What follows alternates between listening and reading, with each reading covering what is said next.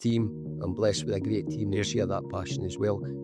And we've really seen the benefit and the impact of moving to that kind of personal, proactive approach. Excellent. So it's the power really there of intervention, isn't it? And even having that conversation. And I suppose with yourselves and your business partners, it's not always, you won't necessarily know what the impact of that is, but it's about understanding that by having these conversations, these interventions, whatever you want to necessarily call them, you don't always know the benefit of them right away, but clearly through the work that you're doing and through what we know in the past, through that story, heartbreaking story you just told us, that these things are really important, and that if anything, I think just underpins the importance of having these conversations, today. And we'll talk a little bit, in the theme of today's podcast about sometimes where people don't want to speak up and what some of those challenges are, but we'll get into that, of course, as we go on. Yeah. Without going off track too much then, so that's why it's important to you. And as I say, everyone hopefully listening to this and watching this will have their own personal relationship with this theme, and we can all take something away from it then. So, but we'll all have our own different views on it, I guess, and we'll all have our own different, I suppose,